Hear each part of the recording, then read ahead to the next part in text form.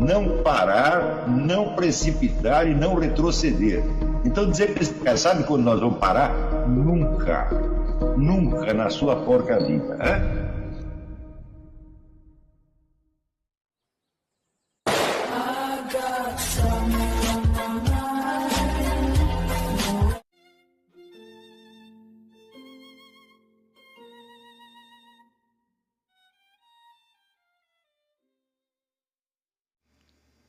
E aí pessoal, tranquilo? Então vem aqui antes do vídeo começar, pedir para vocês se inscreverem, quem não for inscrito, compartilhar, curtir, comentar. Quem puder seja membro do canal, que isso ajuda bastante. Tem também o link do Apoia-se. Quem puder ajudar nosso canal e apoiar financeiramente vai ser muito bem-vindo. Mas o mais importante é transmitir o conteúdo e os conhecimentos do professor Olavo de Carvalho para mais e mais brasileiros. Então compartilhe e ajude aí nossa causa. Muito obrigado a todos os membros, apoiadores do canal. Fico muito feliz. Tenho certeza que a gente está no caminho certo. Então fiquem com o vídeo e até mais. Valeu!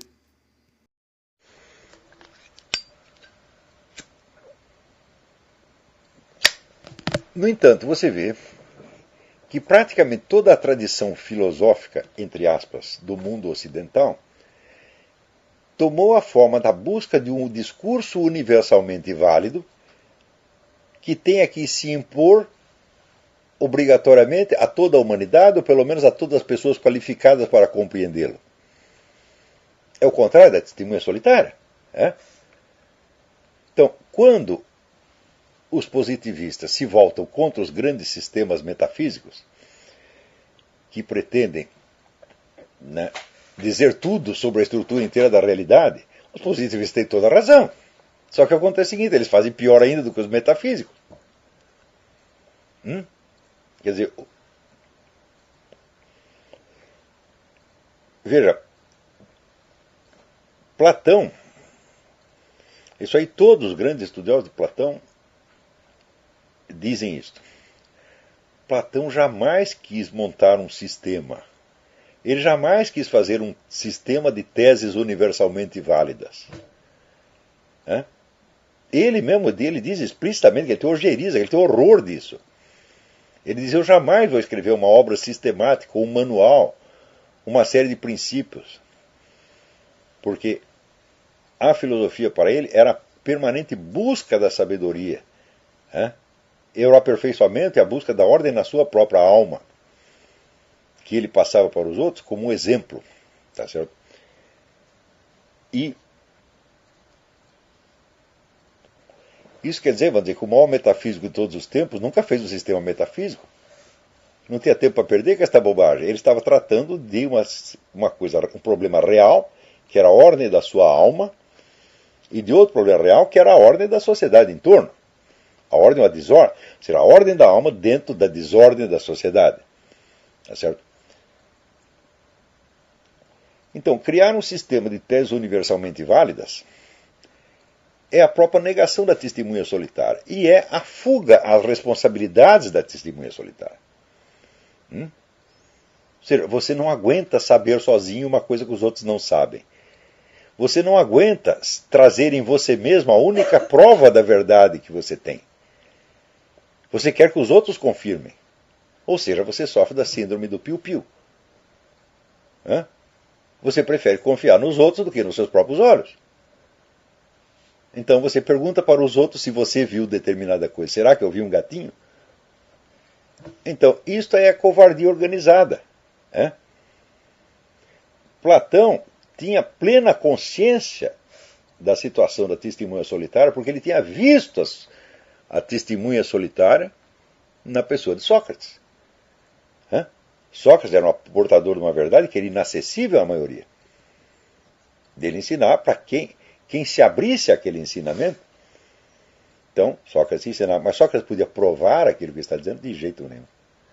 Tanto não podia provar que as partes mais altas e mais importantes do ensino eram transmitidas sob a forma de narrativas míticas e não de teorias que pudessem ser discutidas.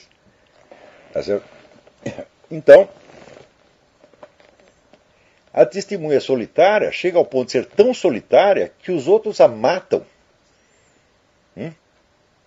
Para desaparecer com o seu testemunho, sumir com o seu testemunho. Ou seja, a coletividade, ela nega a verdade que está no testemunho da testemunha solitária. Ora, então chega um dia na vida em que você vai ter que fazer a seguinte escolha. Eu quero a verdade, mesmo que eu não consiga prová-la, e mesmo que eu não consiga transmiti-la para ninguém, ou eu quero só aquilo que eu possa partilhar, ter em comum com os outros, e ser confirmado nas minhas crenças por todo mundo, por todos os meus colegas, por todos os meus pares, assim por diante. Na primeira hipótese, você é um filósofo. Na segunda, você é um professor universitário. Ou um intelectual, no sentido moderno. Isso aí, vamos dizer, é também uma outra coisa, que é uma tensão insolúvel. Porque algo da participação tem que existir, senão não existe comunicação. Tá certo? Porém, esta participação não pode chegar até aquele ponto em que o conteúdo do seu testemunho se transforma num sistema de teses, né, que tem que ser aceito por todo indivíduo capaz de pensamento racional.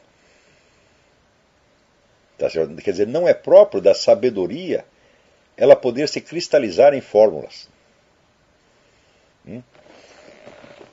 Então, é por isso que Deus jamais passou doutrina nenhuma. Você vai lá ler a Bíblia. Na Bíblia o que tem? Você tem histórias, você tem mandamentos, você tem conselhos, você tem mitos, você tem poemas. Você não tem uma afirmação metafísica. E quando os caras tentam extrair daí um sistema de teses, criando uma teologia, começa a controvérsia que já dura 2000 anos. E nas controvérsias, se você lê a história dos concílios, por exemplo, não é isso? E dos vários cismas, você vê que muitas vezes os caras tentavam resolver as suas divergências na porrada. Ou seja, os teólogos se esmurravam uns aos outros. Por que você esmurra uma pessoa? É no desespero, né, de ver que ela não aceita as suas provas, que para você são universalmente válidas e obrigantes. Eu digo, mas se é tão obrigante para mim, por que não é para ele? Daí você não aguenta isso se você sai na porrada. Quer dizer que a discussão teológica, tá certo? Ela esbarra em dificuldades intransponíveis, porque o discurso universalmente válido, lamento informar, não existe. Existe a verdade. E a verdade é acessível. Mas há um limite para a sua transmissão.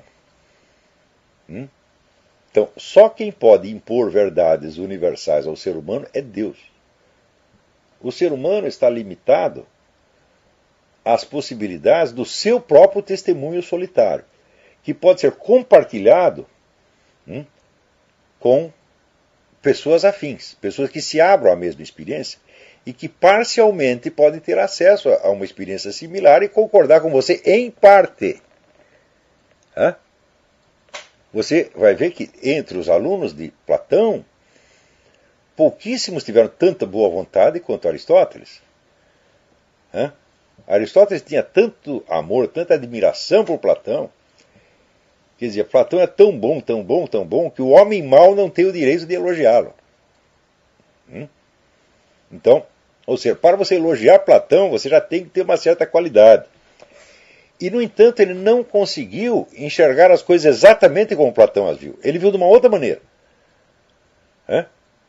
E essa tensão do platonismo aristotelino, que é a tensão interna da academia, ali está, nessa tensão, está a própria natureza da filosofia, que nasce da experiência intransmissível da testemunha solitária e se propaga através de uma comunicação dialogal, como nós fazemos aqui. Eu não estou tentando provar nada para vocês. Eu estou tentando sugerir, tá certo? E inspirar vocês. Não provar os pontos. Claro, existe prova, mas somente contra aqueles setores da realidade que são facilmente percebidos por todo mundo ao mesmo tempo. Ou seja, existe prova no nivelamento por baixo. E se nós só aceitamos os conhecimentos dos quais nós podemos dar provas universalmente válidas e obrigantes, isso significa que nós só aceitamos aquilo que está nivelado por baixo. E que está nivelado por baixo, vamos dizer, pelo limite da classe falante que criou esses limites. Então, assim, só é legítimo perceber o que nós percebemos. O que quer que esteja acima de nós não existe. Então, por trás disso existe uma reivindicação de poder absolutamente demencial. Quando você vê o filósofo fundador do positivismo, claro que já existiam ideias positivistas soltas aqui e ali, mas o cara que criou o sistema positivista inteiro morreu louco. Eu digo, olha, ele tinha boas razões para morrer louco. E desde quando ele estava louco? Só no instante que morreu? Provavelmente já estava louco desde muito antes. Então, bom, se acontecer de eu morrer louco, nenhuma das minhas palavras será impugnada por isso. Por quê? Porque eu não tenho um sistema metafísico pronto. Eu não tenho normas universais válidas para todo mundo. Eu só disse o que eu percebia naquele momento. Portanto, se eu fiquei louco no outro momento, não influi nem contribui. Mas o positivismo é um sistema. Ele é baseado na ideia da unidade integral do conhecimento científico. Mais adiante nós vamos ver, talvez não dê para ver hoje, mas na outra aula nós prosseguimos com esse mesmo texto. Então, a unidade da razão, a unidade do conhecimento científico é a base do positivismo. Então, este é vamos dizer, um sistema de normas universalmente obrigantes, que determinam o que se pode conhecer e o que não se pode conhecer. O que que pode ser conhecimento e o que não é conhecimento. Bom, então o cara inventou o sistema todo e ficou louco. Ele provavelmente já estava louco no tempo que concebeu o sistema.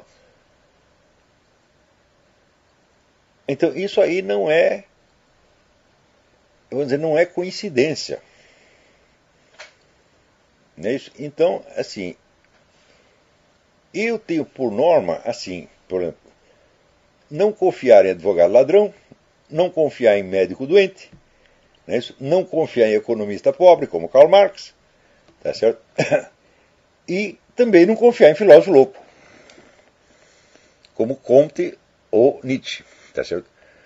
Assim como também eu não gosto de ler livros de autores suicidas, porque eu posso ser tentado a fazer a mesma, seguir o seu exemplo. Tá certo? Então, voltando e resumindo tudo, desde o início, desde Sócrates e Platão, a filosofia é o empreendimento da testemunha solitária que percebeu o que os outros não percebem e que não tem nenhum meio de impor as conclusões da sua experiência aos outros. Ela pode comunicar e sugerir e inspirar, mas não pode provar e tornar aquilo obrigante. Ao passo que a preocupação número 1 dos positivistas, assim como a de René Descartes, foi de reduzir todo o orbe do conhecimento àquilo que é universalmente probante, e o resto não serve. Então, é claro que isso não é filosofia, isso é uma ideologia de classe, é um instrumento de domínio. Tão ruim quanto o marxismo. Então, que o horizonte mental brasileiro tenha ficado entre essas duas hipóteses já mostra, vamos dizer, a profundidade da nossa miséria. Tá certo? E quando a gente vê, por exemplo, o pessoal inspirado na escola analítica, o positivista, né, que adere, por exemplo, ao liberalismo, você vê que, por exemplo, essa tendência positivista tem uma influência enorme nos economistas da escola austríaca, que são muito bons quando analisam economia ou quando fala mal do socialismo. Tá certo? Mas quando eles se metem a explicar como a sociedade realmente funciona, né, daí sai um desastre. Por exemplo,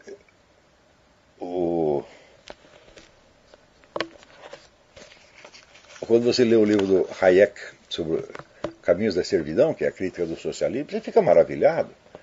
E fala, bom, então o cara já explicou o que não é, agora vamos ver o que ele diz que é. Daí você pega a ler, qual é a grande obra dele? Direito, Legislação e Liberdade. Tá certo? E eu acho que não tem uma linha ali que você possa aceitar. Tudo ali me parece autocontraditório, eu posso estar enganado. Então, pessoal liberal é profundamente influenciado por esta coisa positivista analítica. Né?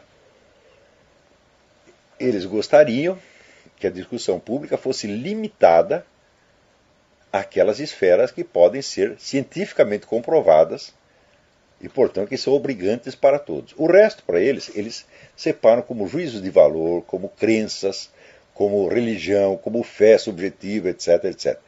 Ou seja, você apaga o orbe inteiro das experiências mais importantes, né?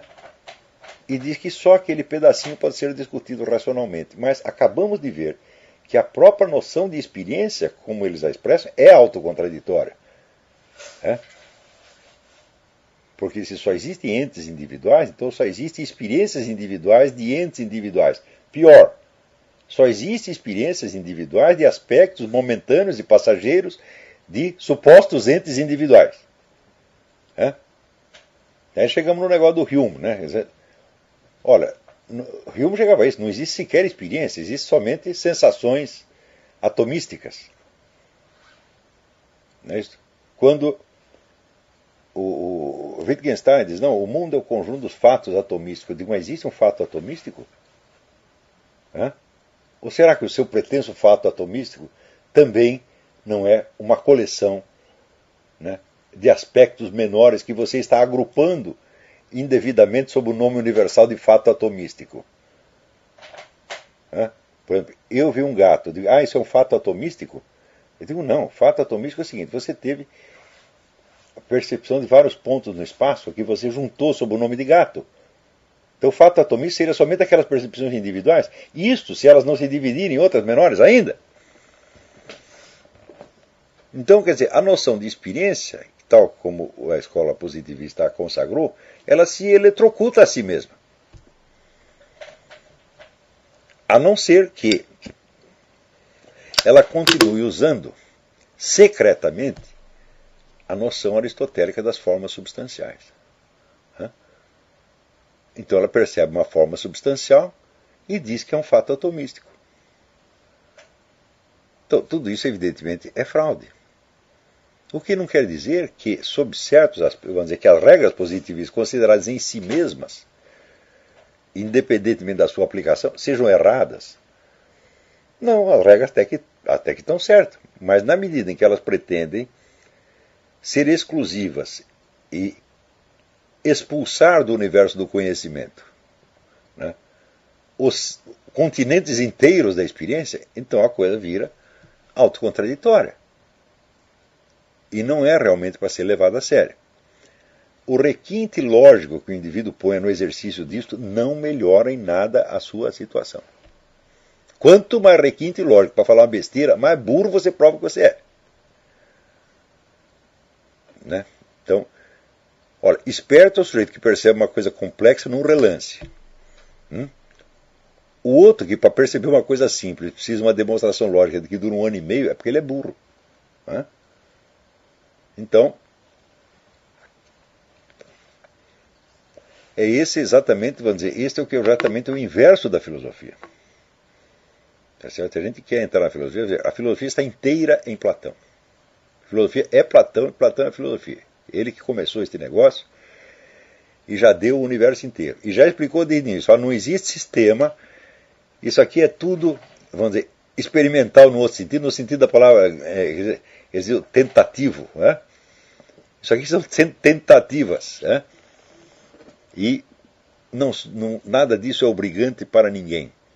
Então, você verá, o Alfred Taylor, que é um dos grandes expositores de Platão, que eu estou lendo o livro dele agora, estou absolutamente maravilhado, ele diz assim, foi uma feliz e infeliz coincidência que o primeiro grande gênio, tá certo, da escrita filosófica fosse também um grande gênio da arte dramática. Porque Platão não escreveu um tratado, Platão só escreve os diálogos que são obras teatrais. E, portanto, são obras de arte que antes sugerem do que afirmam. Então, é uma grande fortuna para nós, porque tudo aquilo chega para nós, vamos dizer, como obras de uma beleza incomparável, coisa que nos inspiram, nos elevam, tá certo? Mas que, ao mesmo tempo, se você quiser reduzir a um sistema de afirmações explícitas você não consegue. Isso aí, todos os grandes estudiosos de Platão, eles perceberam isso. Falaram, não existe um sistema de Platão. Então, mais ainda, existe um segundo elemento. Tanto Taylor quanto outros estudiosos de Platão, Friedlander, o Eric Voegelin, o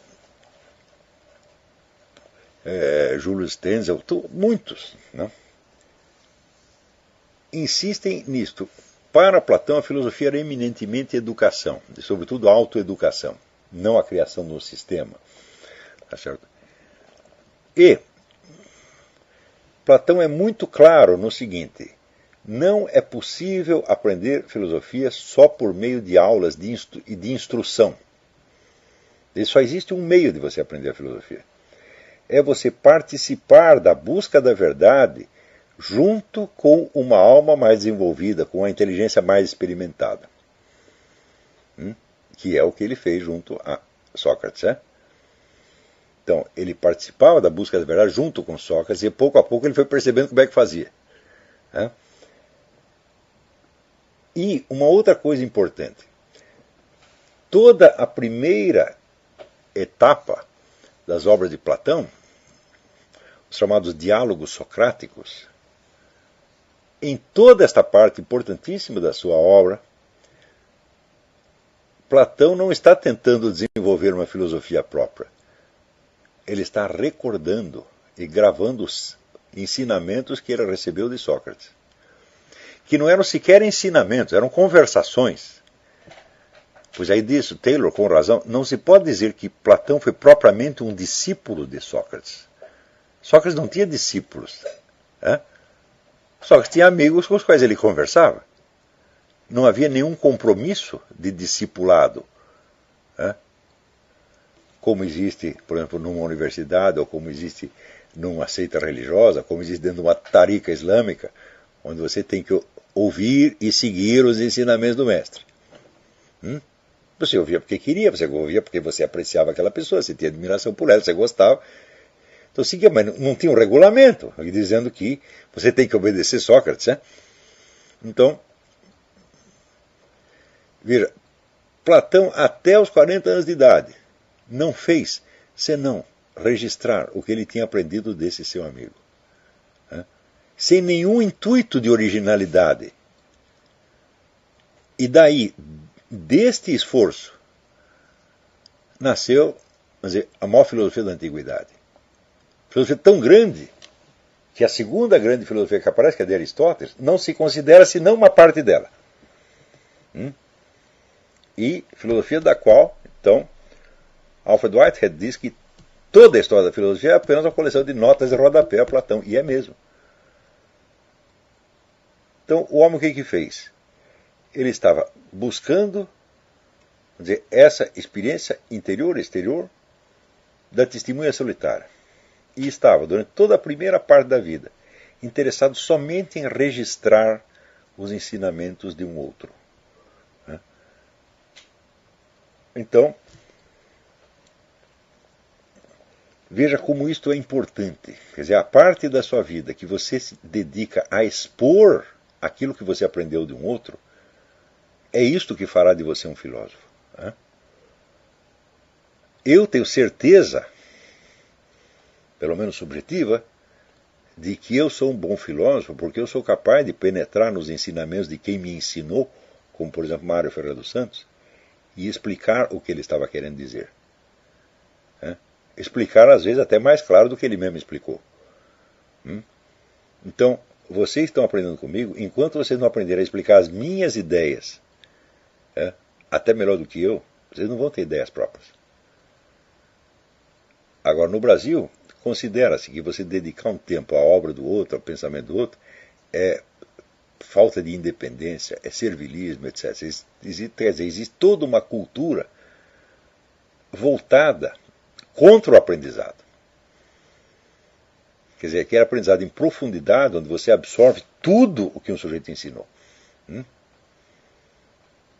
E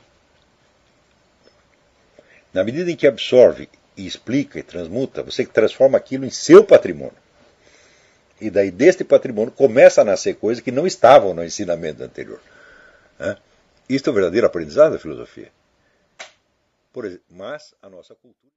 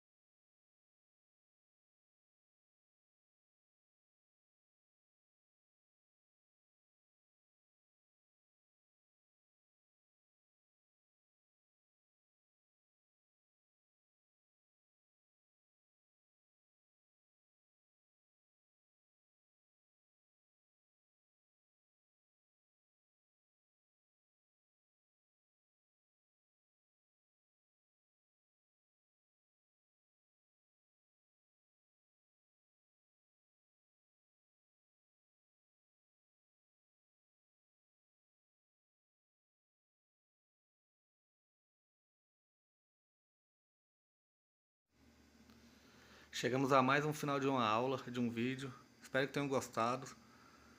Quem não se inscreveu ainda, se inscreva, compartilhe, comente. Ajude nosso canal, apoie, seja membro. E ajude o nosso canal a chegar a cada dia a mais brasileiros que precisam muito do conhecimento do professor Olavo de Carvalho. Então é isso aí, fique com Deus, até o próximo. Valeu! Então é isso aí, pessoal. Que é o nosso canal. Que são alguns livros que eu já li. A maioria foi doação, mas alguns eu adquiri, professor Olavo de Carvalho. Alguns livros se perderam aí que eu emprestei. Professor Alexandre Costa. A Bíblia Sagrada. 10 lições sobre Karl Marx. Indico a não ler esse livro, que é muito ruim mesmo. Alguns pensadores aqui que realmente, como o professor Olavo de Carvalho disse, não são pensadores. Valeu, tamo junto aí.